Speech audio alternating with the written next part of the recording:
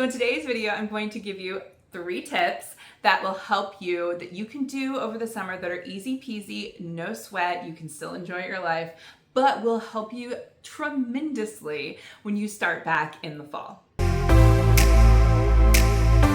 Hello everyone, and welcome back to my channel. If you're new here, my name is Rachel from the Behavior Check-In, and I'm a behavior special education teacher and behavior specialist. My number 1 tip is get your data organized. As we know, as special education teachers, data is life, it is everywhere. We have all the things for our IEPs, all the stuff we have to set up for progress monitoring.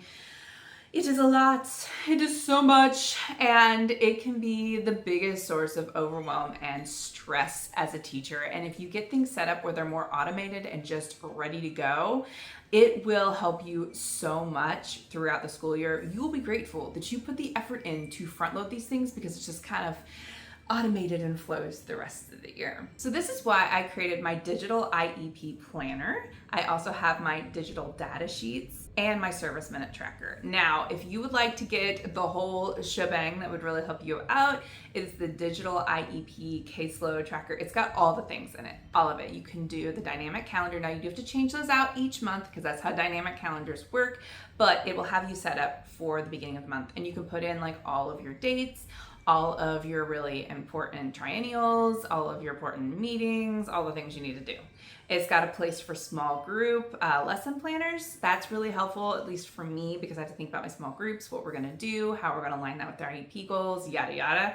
And that is nice to have. I also, one of my favorite features, and it's a very popular selling product on my Teachers Pay Teacher store, and that is my service minute tracker, where you can put in the service minutes. It's editable, customizable to what you need. And this is really helpful when you're just trying to keep track of everything that you have when you serve a child and what kind of things you worked on, whether they were there or not. This really can help you if anybody ever comes to question if minutes are being served, or if you are struggling, you need to go to administrator and say, hey, I might need some more help. Like, look at, this is what my day looks like.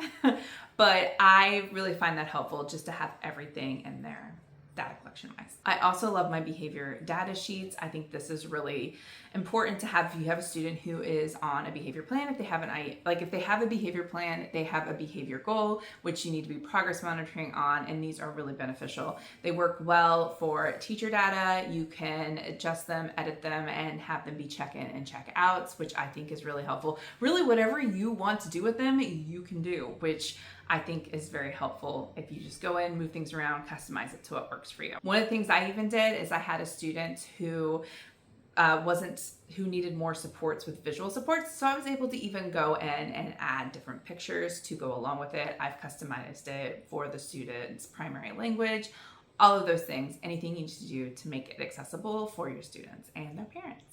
And the thing I really love about my digital behavior trackers is I can share them with all staff members.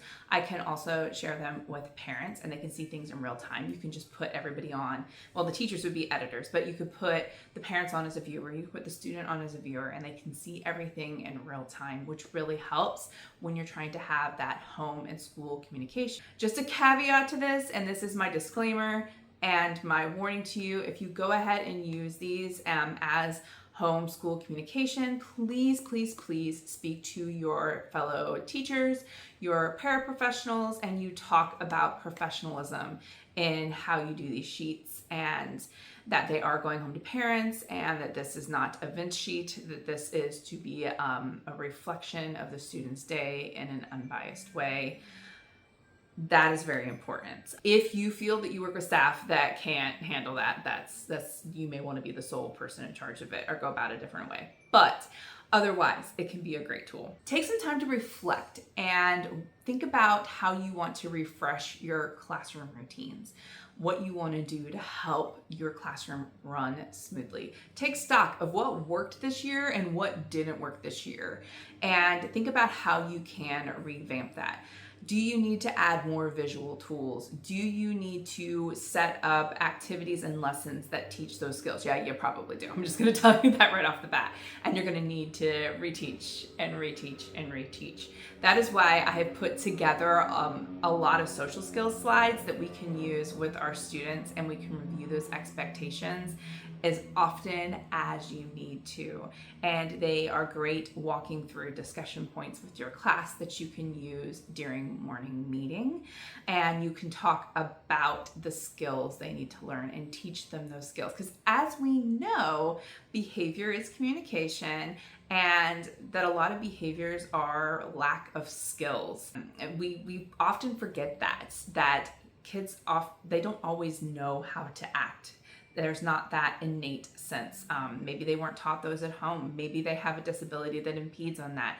It's not innate to everybody. It's just like reading. Some of us have talents in that, and we take to reading like ducks to water, and some people take to social understanding like ducks to water. It's really, we know that our students come in with a wide background knowledge on things, and some have had a lot of exposure and some have not. So it's really important for us to teach their students those expectations up front, and I find these slides are really helpful for that. Finally, think of prep and go resources you can have. I like to make sure that my Google Drive is up to date. Once again, taking stock of what I liked and what I didn't like, what I need to update, those sorts of things. That can just take a few minutes. I will go through and just clean out my drive. Ooh, I did not like that, or ooh, I'm gonna put this in there. Maybe I wanna use it for this month, or that sort of thing. Making sure they're all updated and ready to go. When I do my student data tracking, I set up different files for each student in my Google Drive, that sort of stuff. I like to make sure though that I have the things that I know that I'm going to use every year. I know our curriculum often changes. It's a very frustrating part of being a teacher, but there are a few tried and true, especially with classroom management and classroom community, that we use over and over again. Make sure you have those ready to go. My advice is to spend the first 2 weeks of school heavily working on building routines and community.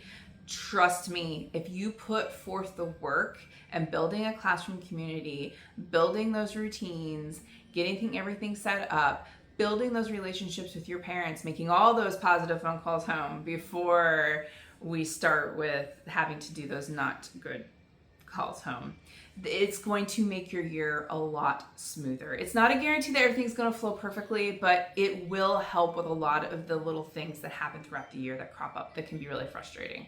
And you will be so grateful that you put that effort in the beginning, because you won't be sitting at December trying to figure out what to do to fix the behavior problems in your classroom. And at that point, it's really hard to change the script. You have a fresh start with these students. This is an opportunity to set the groundwork and to show that, yes, we are a loving classroom community, but we have expectations that we have to adhere to, rules and norms we have to adhere to, so that everyone feels safe and that they can learn. Things that I like to make sure that I have prepped and ready to go are my IEP goal templates, like I said. Any slides that I want to use, I have those ready to go. Any of my planners that I like, I have those up and ready. Any social emotional learning check-ins, I have those ready to go. I always like to do preference assessments at the beginning of the year and questionnaires on stressors and those sorts of things. I like to do this so that I can truly understand my students. I think this really helps in doing any of the IEP stuff that we have to do throughout the year. It helps with just getting to know them. So there you have it. Those are my 3 quick and easy tips. These are things that, you can sit down while you've got your Netflix running in the background, just pop in and play around your computer. Some of these things are ready-made because they're in my Teachers Pay Teacher store, which you can use the link below and check out all the things, see if any of it fits your needs, and purchase those if you would like. So if you found this video helpful, please give it a thumbs up, share it out to anybody, please subscribe. All of this really helps my channel. It helps it grow. It tells the algorithm that you like it and you want to see this again. Oftentimes, if you don't, then you don't know when I'm getting new videos, and you can't let me know what kind of things you want to see and how I can help you. I like to think of my channel and my community like my classroom. I'm here to support you. So make sure that you like, subscribe, and share. It is something free that you can do to support my channel. I really appreciate it. And of course, check out the links below if you're interested in anything that I mentioned. As always, thank you so much for coming to my channel, and I will catch you in the next one.